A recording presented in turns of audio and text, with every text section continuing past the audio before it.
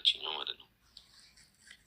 ከዛ እኔም ዝም አልኩኝ እና ጓደኛዋ ጋር አወራኋት። የእሷ ጓደኛ ማለት ነው ማውቃት ልጅ ከእሷ ጋር እያወራ ተጨቃጨቀን ከነሷ ከእሷ ጋር ሁለት ሆነን የመጡት እዛኔ ማለት ነው። አንዷ ቤት ቀረች ከጓደኛው ጋር እየተጨቃጨቀን ይችኛው መጣች በመሀል።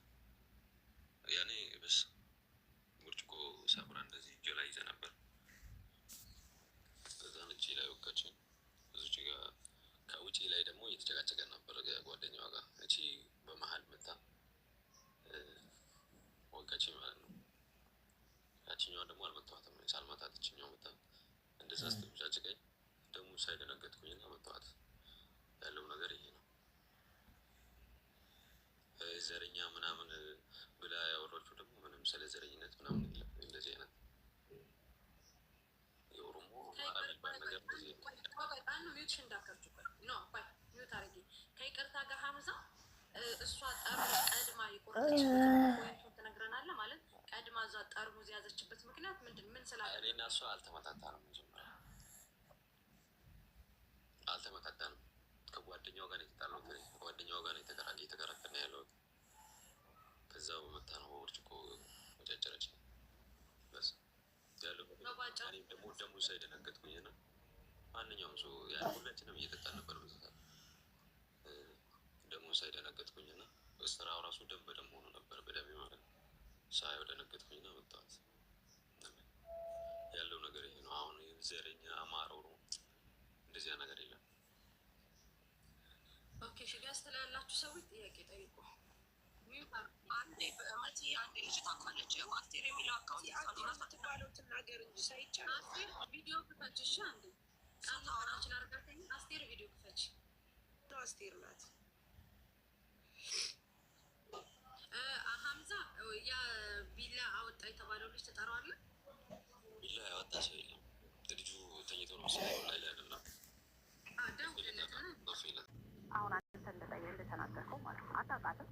ስራ ፍለጋ ነው የመጡት ማለት ስራ ታገናኛለህ ተብለህ ሳታውቃት ሳታውቅህ ከጓደኛው ጋር ስትጨቃጨቅ ጠርሙስ ሰበረች ነው የምትለው አይደለም።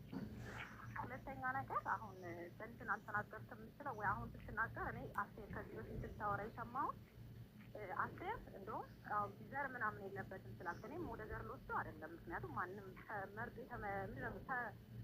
ፈልጎ የተፈጠረ ሰው የለም። ከየትኛውም ዘር ልትወለድ ትችላለህ። ምክንያቱም እነ ሙባረክ ናቸው ለዚህ ድምፅ የሆኗት በሌላ ነገር እንዳትወስደው። እቺ ልጅ ግን አስቴር የምትባለው ልጅ ግን ኢቨን አንተ ዘር ከምትላት ቦታ የመጣችው ልጅ አንተ ላይ አንቺ አማራ ብለህ እንደምትመታት እሷ እየመሰከረችብህ ነው። እቺ አስቴር የምትባለው ማለት ነው። ለዚህ መልስ ምንድን ነው አንተ? ይህንን ትመልስልኝ ነበር።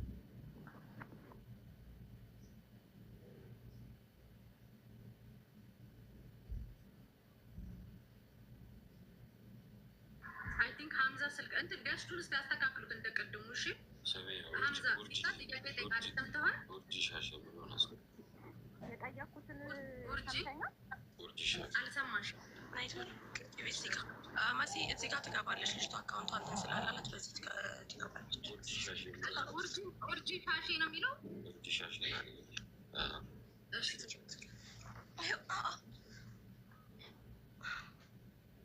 ጆከርን እኮ ሼር ሁለተኝቶ ነው መሰለኝ ትናያት ጆከር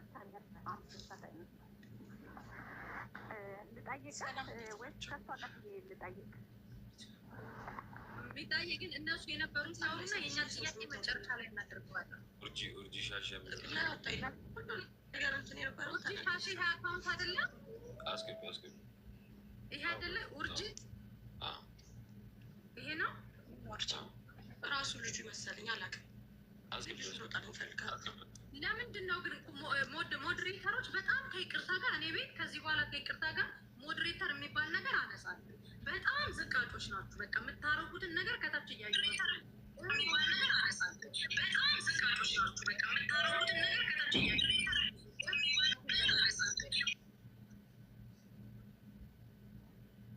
ሀምዛ ከአንተ ጋር ነው መሰለኝ። ሀምዛ ልጁ ያለው ከአንተ ጋር ነው። ቀንስ በለው። አጠገብህ ያለው ቀንሰው እንትን በለው። ኦኬ ማን ጋር አይደለም። እሺ ሚውት አድርግ እሺ። ሀምዛ እና አስቴር አውሪ እሺ።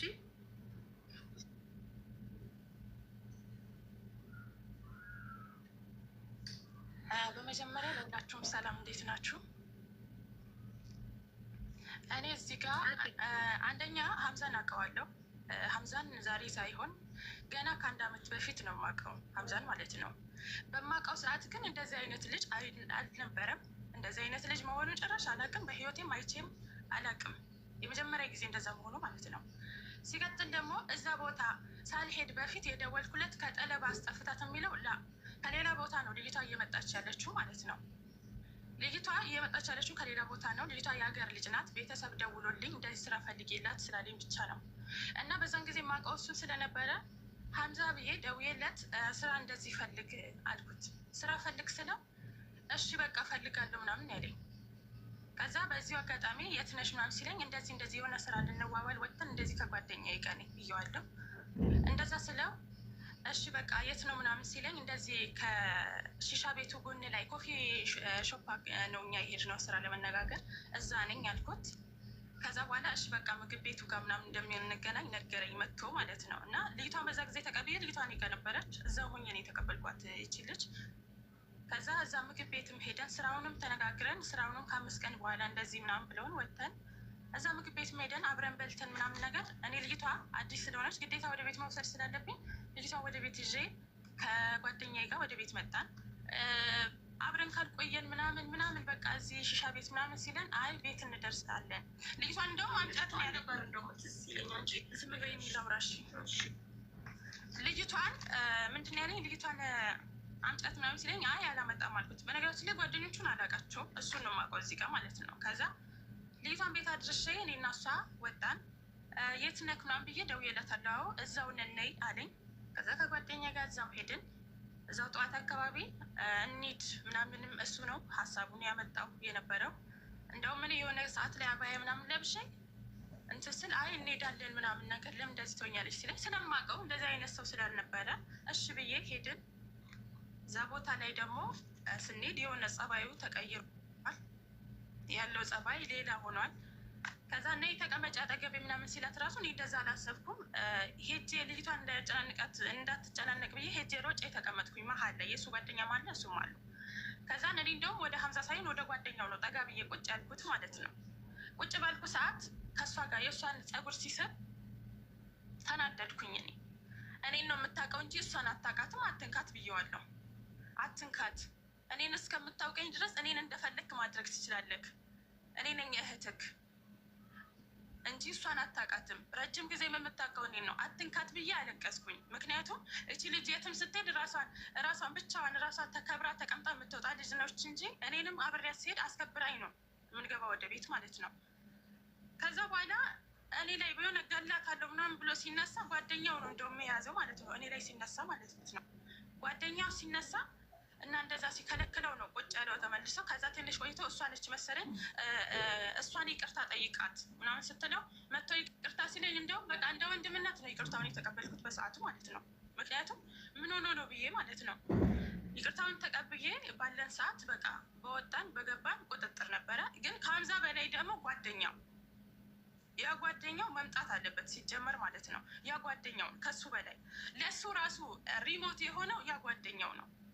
ከዛ በመቀጠል ጓደኛው ጋር የሆነ በጆሮ የሚያወሩት ነገር አለ። ምንም የማውቀው ነገር የለም። ከዛን እየጻፍኩላት ነበር። እንደውም አልተመቸኝም ቦታውን እንውጣ እያልኳት ነበር ለእሷ ማለት ነው። እኔ እየጻፍኩላት ነበረ። እሱን ላያውቁ ይችላሉ እነሱ ማለት ነው። ከዛ በኋላ በቃ እሺ እንሄዳለን ትንሽ። እሷም ተጨንቃለች፣ እኔም ተጨንቅ ያለው እዚህ ጋር ለመውጣትም አልቻልንም። ጭራሽ ስንወጣና ስንገባ ተቆጣጣሪ ሆኗል። ሽንት ቤት በገባን ቁጥር በርግዶ እየከፈተብን ነበረ። እኔ የሆነ ሰዓት ላይ ሽንት ቤት ገብቼ ገና ቁጭ ብዬ እየተነሳው እያለ በርግዶብኛል ሀምዛ ማለት ነው። እንደውም ምን ሆነ ካለ ማላቀሰው ምናምን ብዬ በጣም ተነጫንችበታለሁ ማለት ነው፣ ከፍቶኝ ማለት ነው። ከዛ ወጣን። ስንወጣ ከሽንት ቤት ስወጣ እሷም ደንግጣ ወጥታለች ምናምን ነገር። ያው ወረወረኝ፣ ገፈታተረኝ። እኔ እንኳን በህይወቴ ወንድሜ ራሱ እንደዛ ገፈታትሩኝ አያውቅም። ገፈታተረኝ። ሲገፈታትረኝ ምንም አልተነገርኩም።